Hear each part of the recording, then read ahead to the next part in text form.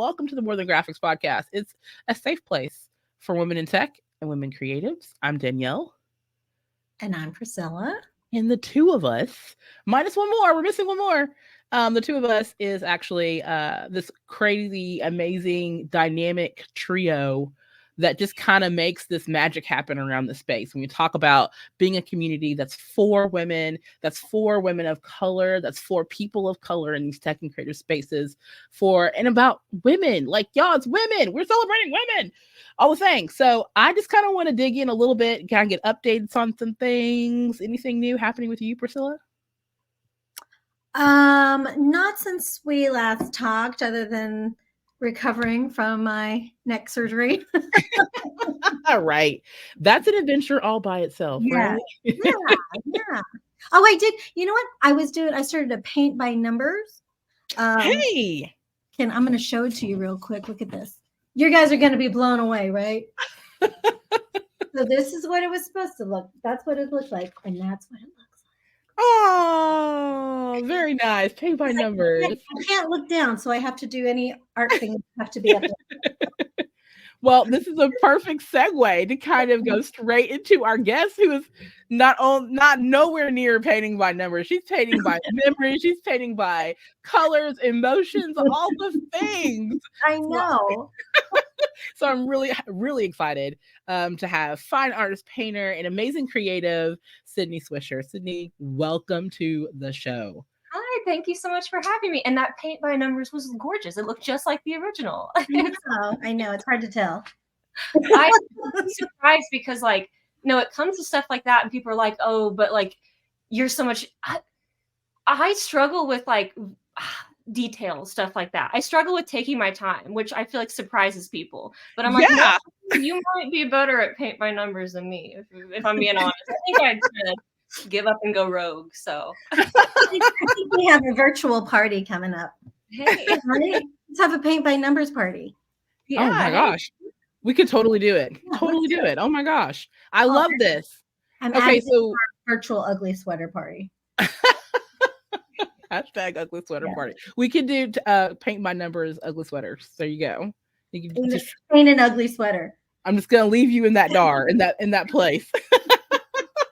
But Sydney, we're so excited that you're here. First off, for those who do not know, I need you to go to your browser right now and literally type in Sid Swisher, okay? Like SYDSWISHER. I need you to go to her Instagram. I need you to go to her TikTok, follow her in her link tree, all the things, because the art is artin', okay? Because it's real. I absolutely fell in love with this years ago when I came across your page. I was really just in a crafting mood. So I'm a little bit more of an advanced crafter. And so I do a lot of theatrical things. And people are like, oh, your little thing is so cute. And I'm like, look at this 3-story thing that I just built. And that just comes from me having that technical background and technical theater background and just knowing how to scale. But when I see intricate work like yours that come across my feed, it doesn't make me think more technical. It actually is soothing and calming and kind of gives me all these range of warm emotions. And so that's really what I wanted to kind of address here in this theme of nostalgia. So this is the part where I'm just like, the future meets the now with the present of the past. I don't know, that's like some Doctor Strange stuff, but I just really am amazed by the level of artwork and the way that you're able to emote memories and emote things that make us feel. So yeah, I just wanted to tip my hat. I'm fangirling clearly because I was just like, oh my gosh, she's really on my show. She's here. She's real. Pinch me. Oh, well, thank you so much. That's so sweet. I don't even know how to respond to that because that is so kind. So thank you. But, oh my gosh, I told you, I was like, you're going to have to stop me rambling because you just said so much that I'm like, let's go Doctor Strange, because there's so much you just said that I'm like, yes, you get it. I'm just like, you get it. You get what I'm going for. I'm so excited to dive into it.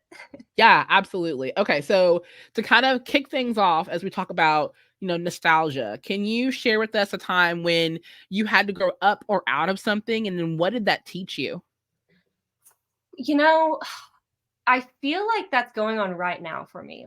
There's been other times in my life that that's happened, but I feel like right now, the past couple years of my life have been a big big just like self-reflection of myself, a big hard look at like my values, what I'm interested, I guess, like, you know, approaching on the 30s, what do I want out of life moving forward? And Mhm.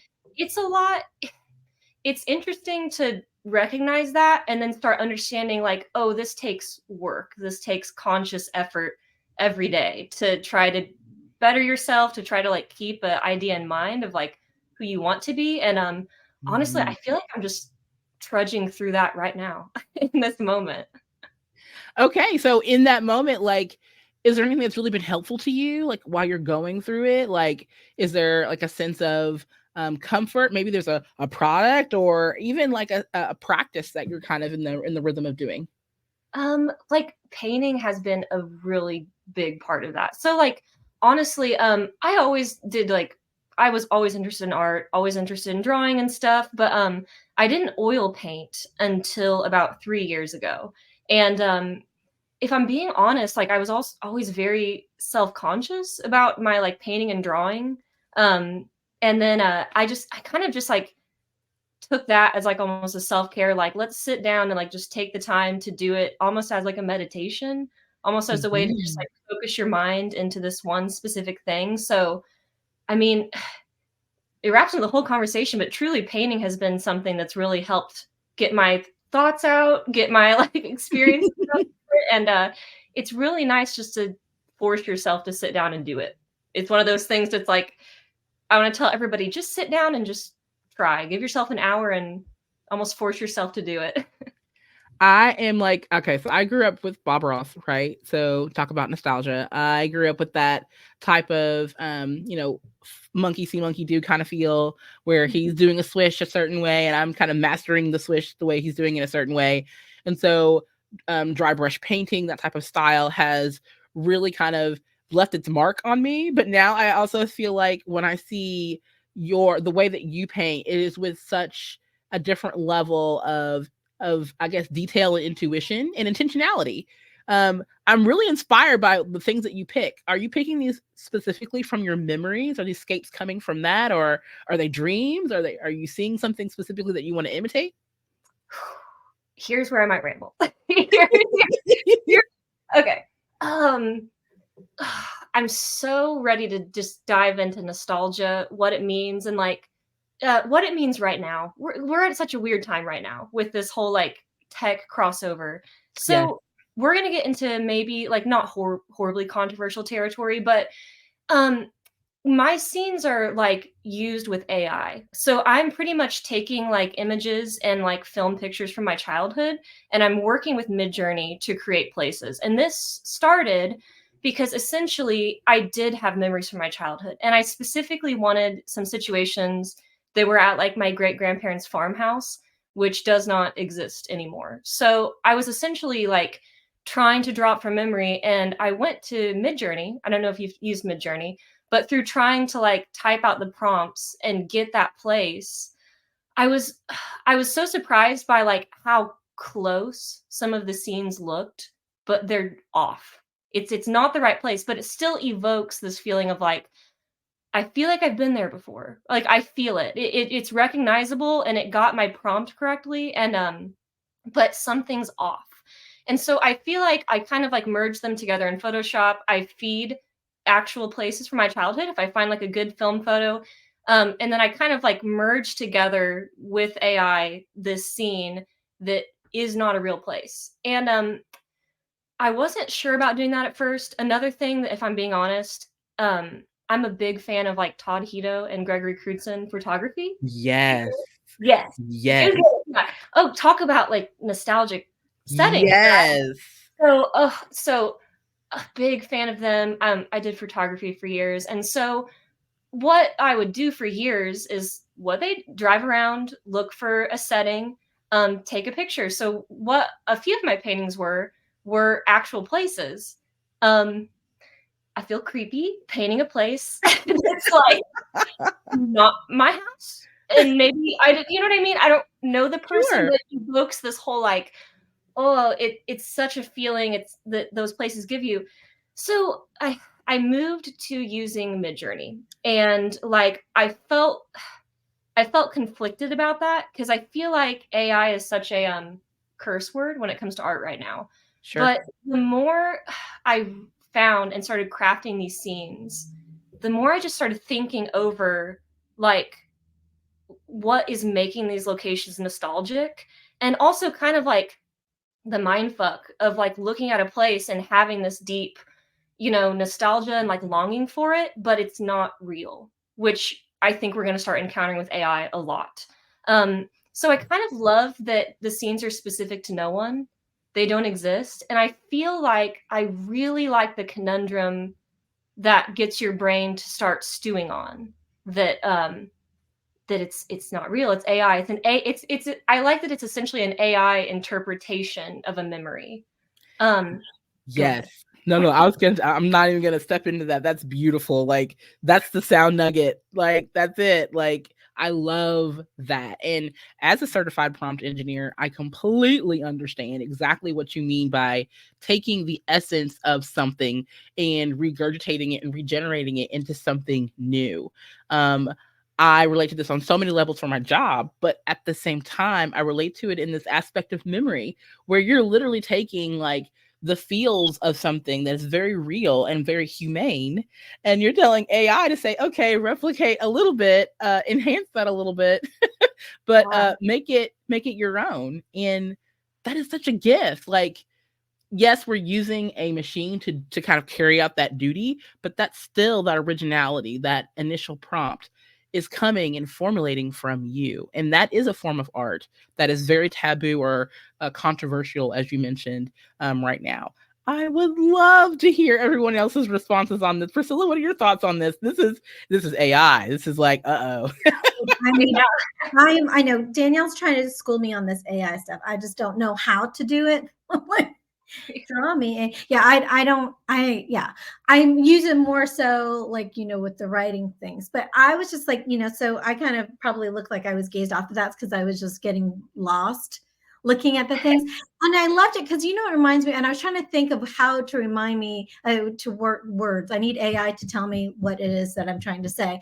But it kind of almost reminds me of, I immediately was thinking of looking at something through, like, remember they used to have the sheets hanging on the outside, and it's almost looking through because there's a little bit of that filter thing that I like. And I like that the lens of the, there was one here in particular that I was looking at that it just made me feel it's very dreamlike. I love it, and it does feel like home. Like, I've never lived in any places like these, but it has such a, just a warmth to it. And there is a slight eerie to it. Eerie. Yeah, right. But what I love is I was looking at your Etsy shop, and I'm like, a copywriter was my initial thing. I'm loving your titles of your stuff. Did you just randomly, are you just sitting there going, let's see, drinking and just kind of coming up with, yeah, equally supportive. Okay, that's it. Or how did you come up with the titles for what you're going to call your products? That it happens as I'm making them. I'm big on listening to podcasts, Yeah. documentary stuff.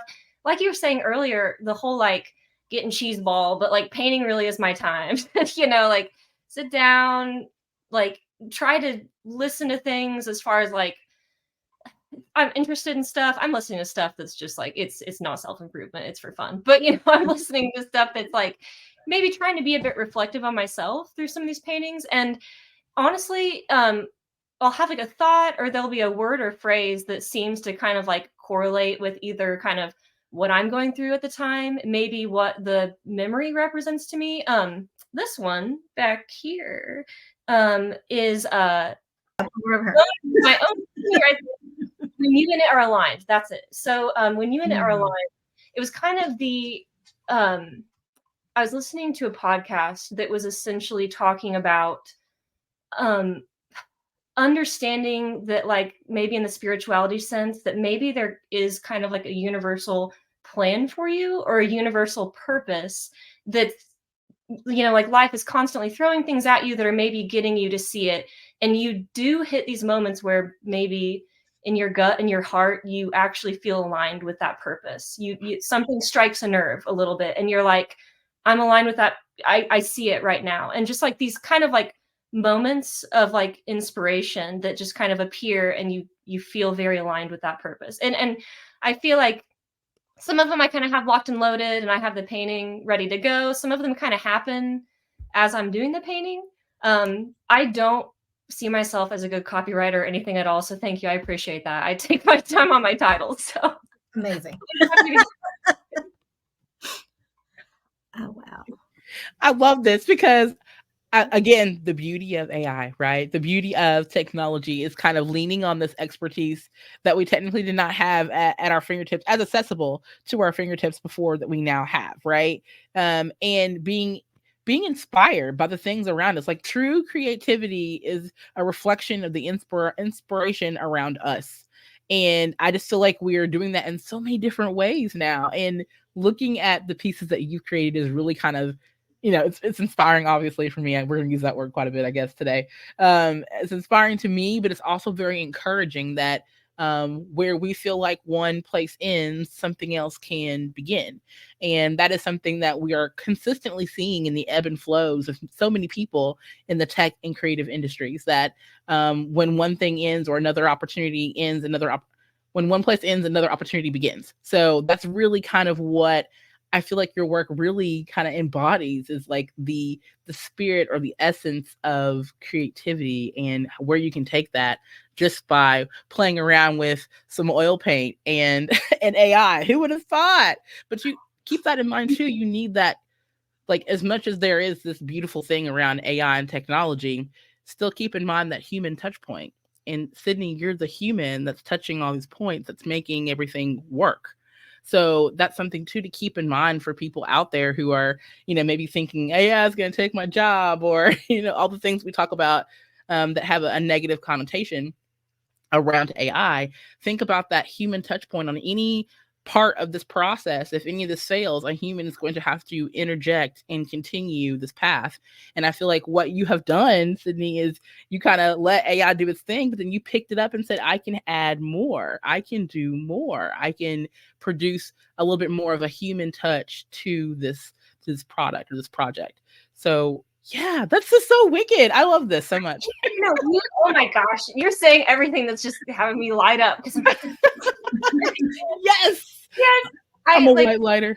Yes, there's so many like just pieces of stuff, and it's hard to like concisely get it all out. But you're so right. Like, so much of speaking to like them being like these AI images, I love so much that you said earlier that they look a little bit creepy, because I'm like, yes, that's exactly. I want them to be like nostalgic, but I really want in most of them to be like, something's off, and like I want a like, because what I love about when I started seeing these AI images come out is like, you see it at first and you're like, oh my gosh, that looks like a photo, that's real, and then you notice something that's off, that kind of like uncanny valley.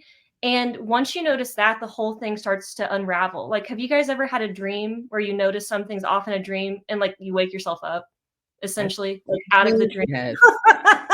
Like, kind of annoyed by it, and then you're just like, oh, like you look down at your hands and you're like, I have 4 fingers, or something like that. And I think the AI images are like that, and I love being able to include that in them. And exactly, like AI is like a good tool right now for especially the intermediary part that it's at right now. There's a level of creepiness that I think is awesome in art, and I really like that being in these paintings, because I really like it being like, I like that initially it's a sense of nostalgia and longing, and then realizing like this isn't a real place, where if we're going to go a little bit deeper, this might be a cynical thought on nostalgia, but like when you long for the past to that level, sometimes you need to be reminded that you're not there anymore. Like and there's the future to work on. It built you, it shaped who you are now, but like, you're not there anymore. And sometimes there can be a danger in longing for it so much you get stuck there. Oh man, that was like so deeply awesome. Okay, y'all, I'm feeling hot flashes. I might be sweating here in a minute. Like, I was thinking, like, when you were saying this, I was thinking of it almost, I don't really talk that much about AI because I'm not as deep into it as Danielle is and stuff. But it was almost making me feel like, because I'm an analogy person, so I can give analogies out. Yes. it's almost like you have to look at it like, you know, how like makeup accentuates, you know, like mascara. This is like your mascara, your highlighter, or whatever like that. I always have it, but yep. Yeah, right. Yeah, and I mean, but I like it because like I am looking at, I don't know which one I'm looking at, but the one, I don't know the name of it. I have to go to Etsy to figure out what the name of it is. I might not remember right now either, so you're good. This one I'm like really, I keep going back to it. Oh, it's Inheritance. Mm-hmm.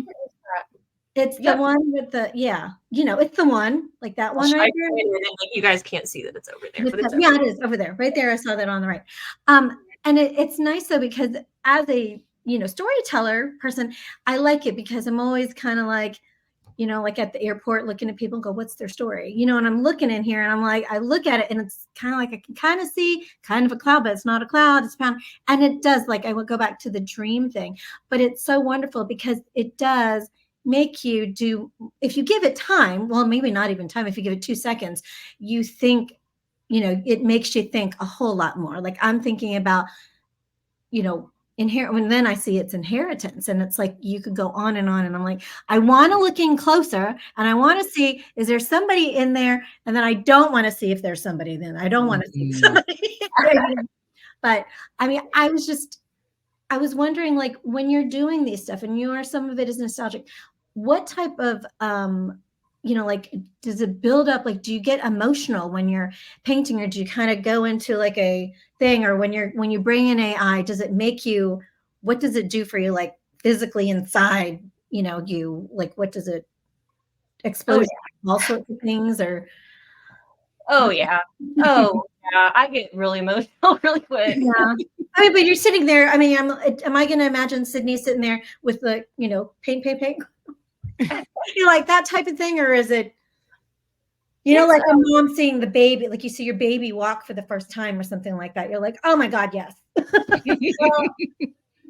Like ideation, I do have moments that some of these are very deeply meaningful to me, like in ways I can go off about. And then I'm going to be honest, there's times where I'm very frustrated. I'm just ready to wrap it up, and I'm ready to, I'm frustrated at a certain part. I'm like, I'm ready to just bury this in the backyard or something like that. But, you know, like, but there are some like, and then, you know, I'm just looking at dumb stuff on YouTube while I'm painting. So it's not all like this, but you know, the moments that are very like, some of these, like, you're right, because when it taps into nostalgia, that always digs up some emotion, definitely. And a lot of these are definitely coming from thinking about, you know, family members. I think that a huge one is thinking back now that you're an adult and reflecting on the other adults in your life who raised you, like grandparents, parents, and, you know, getting the whole like mindset that you're a tapestry, fabric, a whole little, you know, but you're literally a tapestry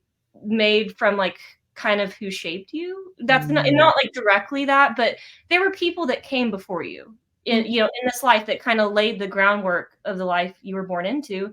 And, you know, looking back on them and their experiences, that's always something that really digs up emotions in me personally when I'm working on this, because I'm trying to kind of dig into like not just my experiences, but the experiences, you know, all those that came before me. Yeah, like, and I think that's so funny because it's almost echoing very much of similar things that I say often.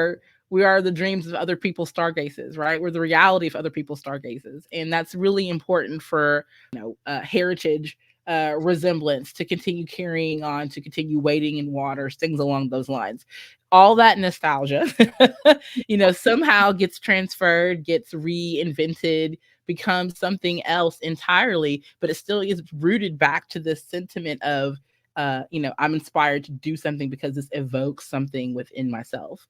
And that hardwiring that all of us have as humans, becomes more and more relatable when we see artwork like this, right? That kind of tilts the perspective of, this feels good, but we know it's not, you know, 110% ours, but somehow it becomes everybody's because everyone is starting to have those similar it evokes the same emotions. So I just feel like that's so incredibly powerful. Thank you. Something I've been amazed by whenever I started getting attention on TikTok, I was very amazed by the people that related to the scenes that are not from anywhere near where I was raised. Because like my memory, it's like there were some comments about people in like, you know, like areas of Europe that some of these scenes to me feel very specific to like Southern Illinois. I grew up in Southern Illinois, like rural, like a farming family, you know, and then so I'm very amazed by some of these scenes looking so relatable to it in ways that I would never think. And it's really making me think like, yeah, they're all just kind of like of a certain era, like the 80s, 90s, which Yes. might be a little bit of a key there. Oh yeah, definitely. And the 70s feels. I mean, I love Silent Guidance. That one is one of my the constant comment that I see over and over again on TikTok and on Instagram is that's my grandmother's house. That's my grandmother's kitchen. That's all those type of nostalgic feels, but it's not because it's not anybody's kitchen, right? Yeah. That's the cool kind of eerie thing that like this kind of reminds me of so much, but it's such a conversational starter. When you started getting more and more popular, when you started becoming really viral on TikTok, let me just say that out loud. She's viral, y'all. Like if y'all didn't know already, like look at this feed. It's insane. I love the fact that people are becoming more and more aware of the connections between art, humanity, and in AI in general, how we can combine those elements a little bit more. Are you having other cool, deeper discussions around how this can be beneficial for others, or are you just kind of like, this is it, I'm in my niche, leave me be? I've thought a lot that like I'm really bad at like showing myself. I like showing like the process videos, all that. I've thought a little bit about like I floated the idea of like a video of more like talking, because that's kind of maybe a 2024 resolution, is getting a little bit more of like what this is, which thank you for the first time to really talk deeply about this. But yeah, it's a good conversation that I would like to see spark in other people. It's tough for me to like get my points across succinctly, but exactly, I would love for more people to just kind of contemplate this and contemplate how they interpret it. I would love to see more interpretations of this concept, honestly. Yeah, this is like total fire. Like every time that I see it, I'm like, oh wow, feels good. But then like the technical aspects makes it even so like that much more cooler. If it comes to you, it means something. Which also was a personal like, ooh, like moment for me. Seeing so much of the fabric itself covered in art, but then also seeing like something pull out of it, like the vision for that was just absolutely stunning, and I love the concept right behind it. And the name obviously also makes it even more intriguing, so I'm just like, there's just layers upon layers of contextual warmth, both in the things that are titled, in the colors, in the way that you are using patterns and fabrics to kind of intertwine and talk to each other. That is such a cool aspect. So my question is there a part in your journey that has triggered a deep level of nostalgia, and then how has that shaped your journey trending now as a social media artisan? You mean just kind of like today, like looking back to maybe a specific time? Sure. Yes. Yeah. Like a lot, like I said, a lot specifically, if I'm understanding your question right, it's a lot specifically around childhood, a lot specifically about, I'm going to focus in mostly on like the women in my life. A lot of the influences I've had, like what shaped them, and then how did that shape me, and then moving forward, how do I help shape and go out like that. And Yes. specifically when it comes to you, it means something. That one, I think that's the one that really got the most attention right off the bat.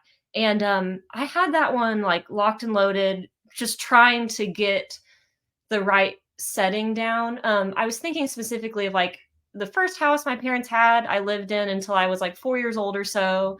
And like, I'm just going through one of those moments right now where I'm like, damn, I'm older than my mom was when she had me. Oh shit, I don't feel like, you know what I mean? You're like, this puts it into perspective. Now that I'm like, you look at your mindset and then it really hits you like your parents really are just people. We all know that, but it hits you more and more. And that one specifically was very specific to my childhood up to that point. And I was really going through a piece of like, I do have this whole reinvigorated spiritual sense of like when something happens in your life, I really sometimes think it might be a catalyst for like moving forward, for you to like overcome something, for you to learn something. Like when you're faced with like a certain person or whatever, and it's maybe triggering something in you to change, that has a purpose. Like the things that have happened in life up to now, a lot of them maybe have a purpose in shaping you. So that's definitely surrounding that one specifically. Oh, I relate to this so much on so many levels. I know you do too, Priscilla. We are definitely kind of in the space where I feel like a lot of women in tech, especially, we are a force always reckoned to be with, either in the work on the floor, in the office, amongst each other in co-working spaces, wherever we are. I feel like we're always being tested in some areas, and knowing that we can get to the other side of that test, or the other side of that hill, or whatever mountain that we're facing, whatever that is, we know that we can do it because we have done it before. We're women. Like, we've gone through some of the most horrific atrocities in history, and we're surviving. We're here. We're flourishing. So it's one of those things where it's like, where I've come from, or where we've come from, is also the embodiment and a little bit of the battle plan to get us through tomorrow. And I love the fact that constantly looking at your artwork as a reflection of that, a reflection of your personal testament too, even though it's technically not your specific memory, but there's pieces of you embedded in that process, and that continues to echo in whatever way possible, so that pieces of you are out there. And I think that's super cool. I just love that you say that. That's very powerful. Thank you. Thank you. You said there's something else I was thinking specifically with nostalgia. When it comes to like these like moments you overcome, stuff like that. I think another big point of looking back in nostalgia as well is like this. Okay, I have a painting that was called The Enemy of History. And this is probably my most cynical look on nostalgia, because like I was at that time being like, sometimes nostalgia is the enemy of history, because you might be seeing with rose-colored glasses to the point you forget what you had to overcome. You forget that it wasn't all sunshine and, greatness. So that was a very cynical look on it. And it's like, no, we're like a whole yin yang of the good and bad that all happened. But, there are points to be like, yeah, you got to overcome things. You had to overcome them then.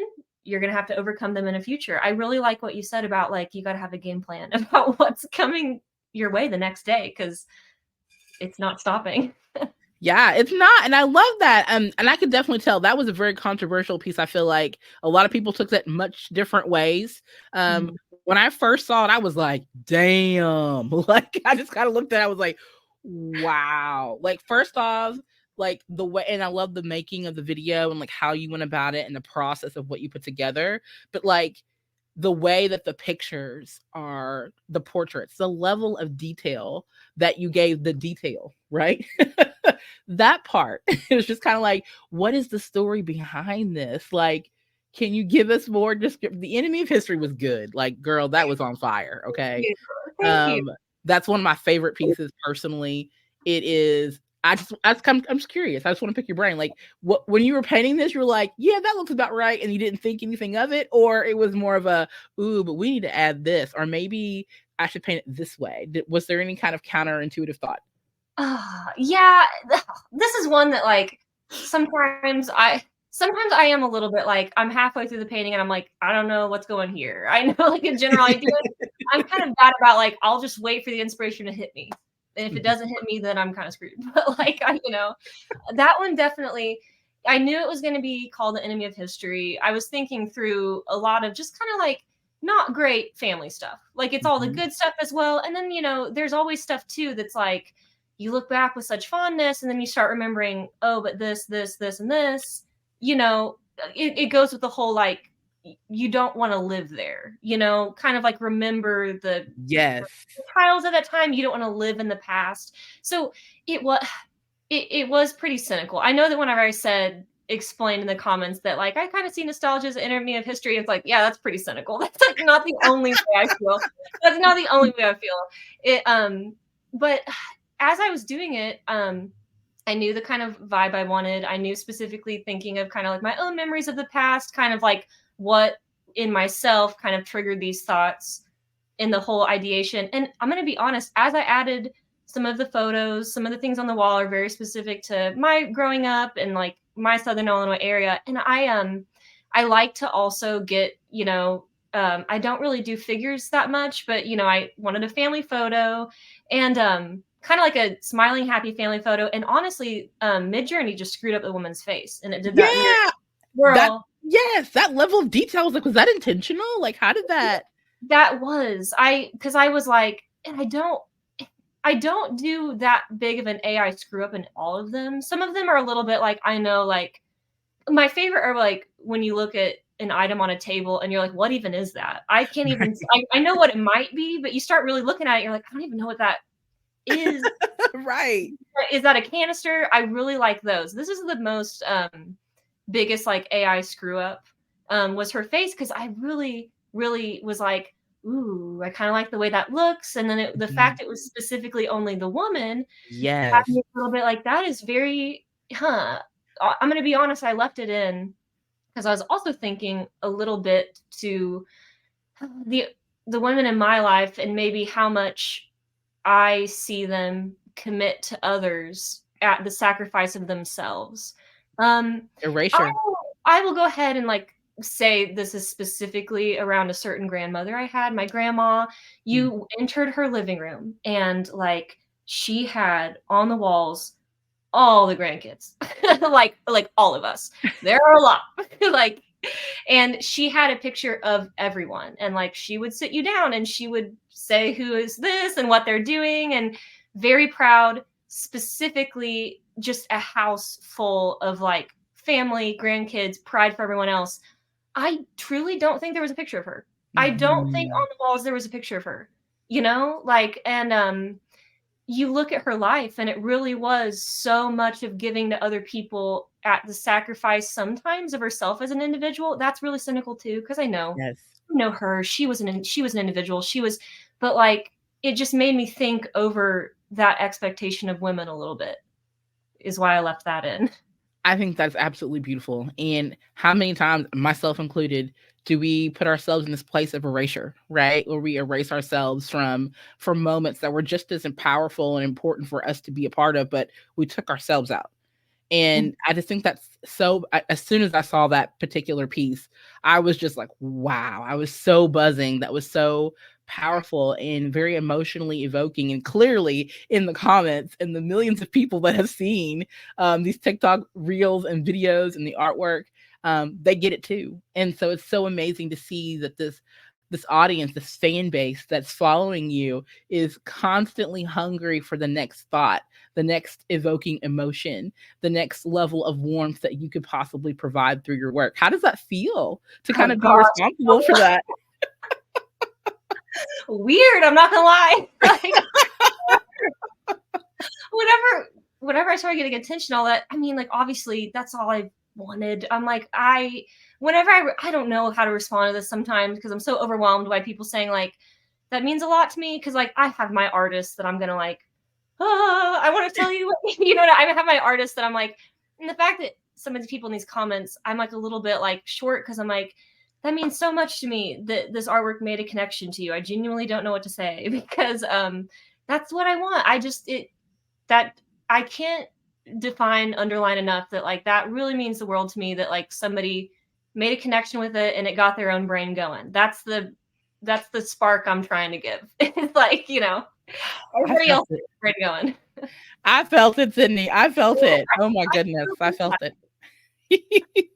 Okay, Priscilla, I know I've talked too much. Right. No, I was like sitting here taking my notes and everything, but I was going through and reading. I'm one of those people that I am not on TikTok anymore. So, but I would get on it for you. I would get back on it for you. Yeah. But no, I'm just like reading everybody's stuff and it's so wonderful.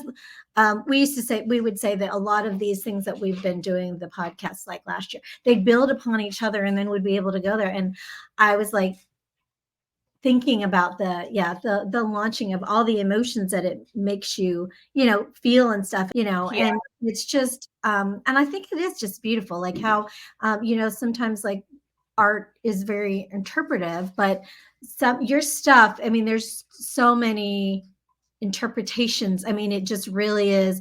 And it's not just, and it's also makes you kind of wish some of these things, I'm like, oh, it's nostalgic. I wish I had that memory, or something. It makes me kind of think that. I mean, but I'm just kind of looking at the little details because I'm actually on Etsy right now, scrolling through and stuff.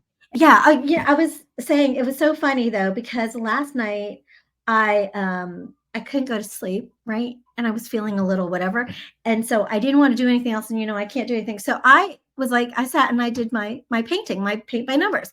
I did the sky last night, so the pink sky and stuff. And so when you were talking earlier about like, just painting and crying and like that, it was like, that's usually not my first thing to do, but I just find it kind of eerie, it's, happened, that I just decided I was going to do that and feeling that emotion, and I actually was taking myself out of it and just kind of being very detailed, which is funny because you were talking about the detail, but then there is so much detail. So, when, we didn't really talk about like, is this part of your self-care, like for you to do it, even though it's something you love, or, did it start out like, did you, when you were younger, did you think that you wanted to be, do this? I mean, and is it all kind of, I know some people, creative people, it's like kind of all in one, like there's some form of it that we wanted to be that when we were younger, and then we just, it ends up being part of the self-care. And that's a really large question, but there's just one sentence. So that's what my question is, just one sentence, but it's really not. Yeah. all that, yes. No, this is totally what I used for self-care, because exactly like you saw, it's like there's something about sitting down, make yourself paint, that like, when it's just kind of like you and your thoughts, like it's almost like a meditation kind of a thing. It's almost kind of like repetitive, you're thinking through the pieces of doing it, but it really makes you almost like stuck in like your own thoughts there for a minute. And I do see it as a form of self-care. I also am big on walks. I'm big on walks and just taking that time to, yeah, because like I like going and I like being like, well, it's just me and my thoughts.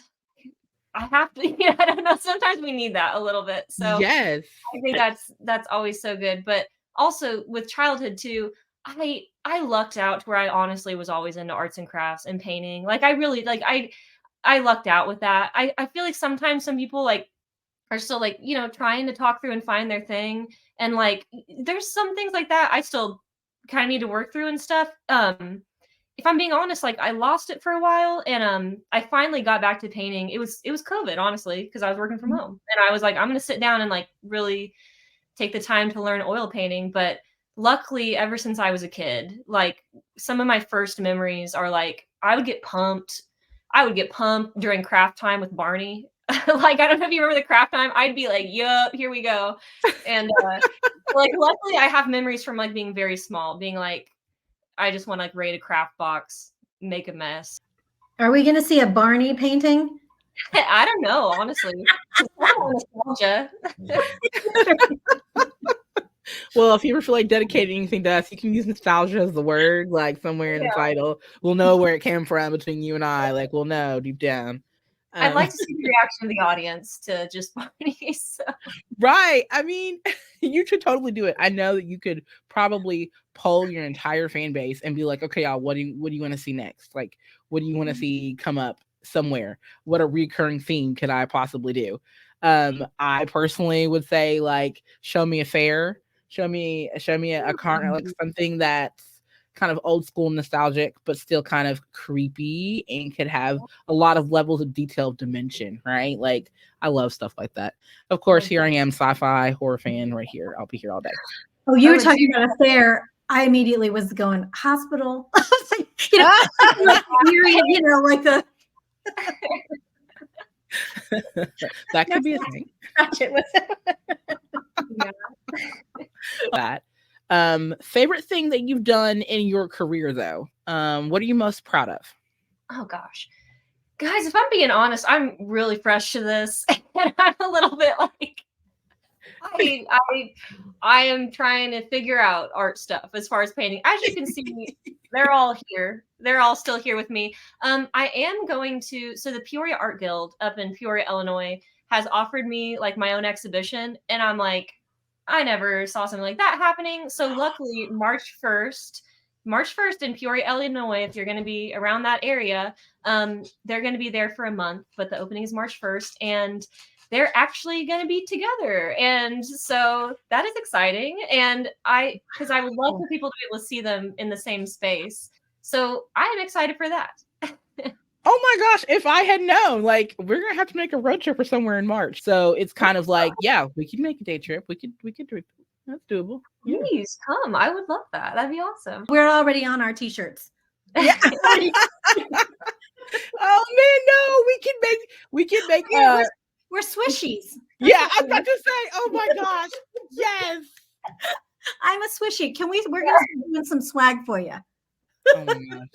We could design some swish swag and like for real show up in our leather jackets and our vintage t-shirt and be like, we're with the crew.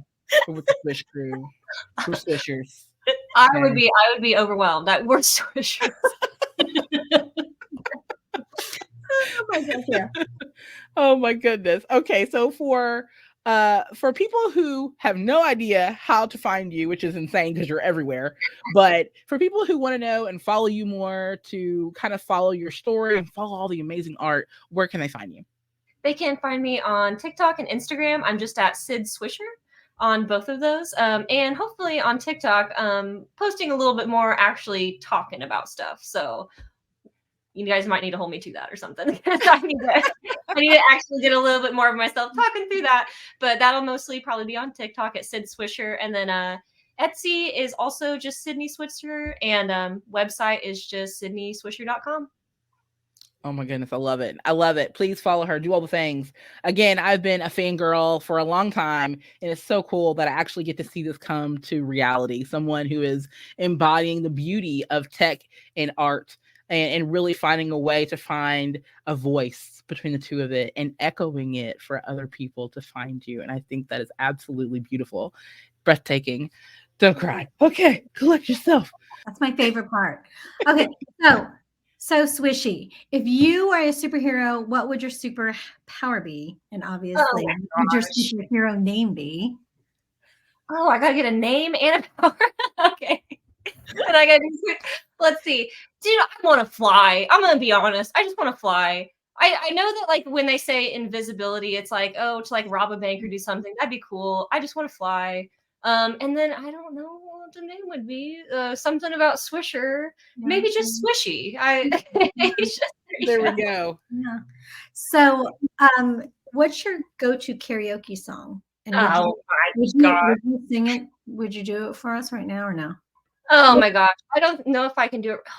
Oh, if we go to you, you're gonna have to.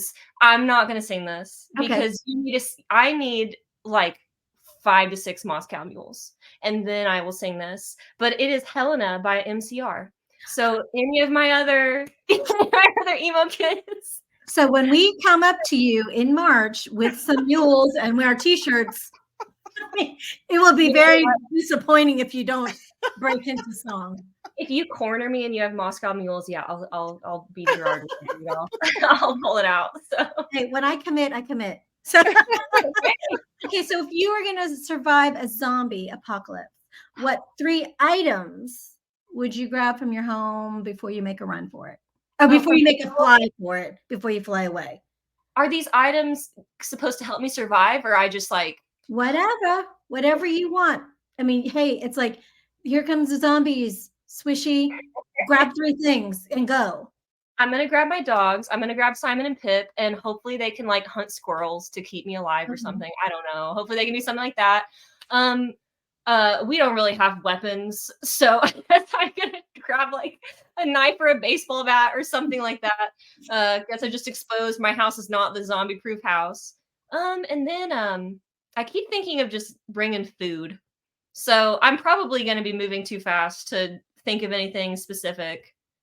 Well, you can fly, so you can come back. Oh yeah, if I can fly, then there you go. I'm going to have the dogs. I'm going to have a singular like little souvenir bat, and I'm gonna have like, and I'm probably gonna have some chips. So sadly, I don't know how long I'm making it, but I can fly. So. So can you share an embarrassing moment from your past that you can laugh about now? Oh my gosh, let me think. Okay, actually, this is funny. So I was just thinking, one of your questions that I read was like, what did you exactly want to be when you grow up? And I thought immediately, because I have this memory from childhood, is like, I don't know what Animal Planet did to children, but it had a lot of children convinced that like I can be a marine biologist or like, stuff like that. No, I specifically watched a show where this woman had like snow leopard little like kittens, and they kept calling her a surrogate mom. And she's like, oh, she's the surrogate mom. She's the surrogate mom for the snow leopard babies. So I wrote down on all of this stuff in school, and I told adults face to face, they're like, what do you want to be? And I would just say a surrogate mom. I would just say a surrogate mom. But like it wasn't followed by like for snow leopard babies. They just thought I was going to be like ultra generous. So that's something that Oh man, I'm laughing so hard right now. That little Sydney, she's so sweet. And they're just like, where'd you hear about that? That's kind of weird. Animal Planet. Because I specifically remember one time my mom like actually went for snow leopard baby. She saw it on Animal Planet. Somebody was like, "What are you talking about?" So, if you were to have dinner with any historical figure, dead or alive, who are they going to be? And what's the one question you're going to ask them? Oh no. You're not giving me 30 minutes to sit on this one. You want to get back to us and I'll skip on to the next question? I feel I'm like, what kind of a person do I want to know? Like, what happened? What really happened? What kind of like a US president? I feel like I want a really cool answer, but I can't have a cool answer on the spot. So I might have to get back with you guys on that. We'll come back with you. So what's the weirdest or most unexpected item that's on your bucket list? And why did you put it there? Ooh. I'm trying to think of my bucket list because that's a little bit kind of like, it's like, yeah, like go to Japan, go to Europe. I wonder what's pretty weird. Surrogate mom. Yeah, maybe. There you go. I feel like I might have a pretty stereotypical bucket list, but I can always let you guys know if I think of any of the weird ones. But yeah, I don't think there's any that are too out of the realm of like just travel, just kind of stuff like that. So. And I think that's it for my flash questions. Good questions. You got me on the spot. Oh gosh, I gotta have the historical figure one down. Now that I think about it, I'm like, can I interview JFK after what went down, and then be like, "So dead or alive?" Yeah. What do you think went down? What do we got to know for 2024? Like, right. Because it feels like we about to replicate some of that. Right. Exactly. Like, oh my goodness, it's crazy. You're right. Yes. Yes. Yep. There you go. Oh my gosh, these are great. Sydney, this has been such a magical moment for us. Thank you so much. You are such a light, and your work is such a light, and it continues to shine brighter and further than probably what you think. But for all of us who are following you or just now discovering you, I hope that you continue to do the good work that you're doing, the amazing work that you're doing. And I personally am just so glad that we got to cross paths in this way. So thank you for being a guest today. Thank you guys so much for this. This was amazing. So thank you for hyping me up. This was such a great conversation. Thank you. Awesome. Okay, Priscilla, you got any final words?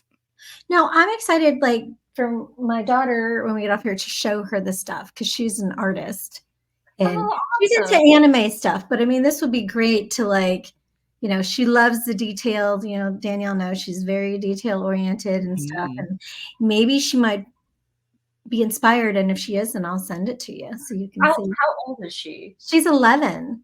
Dude, I think the anime eye phase is such a critical phase for a young artist. I feel like so many artists go through an anime phase, and I'm like, yep, Yep. And for some, it's not a phase. It's like where you go. But I'm like, dude, I had an anime phase too. So live it up.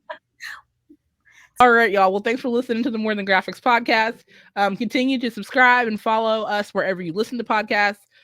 We really appreciate everyone continuing to, again, listen, follow us at mtgthepodcast.com, and to encourage you to be more than your ... So see you next time. And just like that, the episode ends, but the convo has just begun. Thanks for listening to the MTG podcast. We want to hear from you. If you enjoyed our podcast, give it a review on your listening app of choice. Continue to follow us across MTG socials. And look out for bonus content releases throughout the year. This podcast is produced by Octane Design Studio.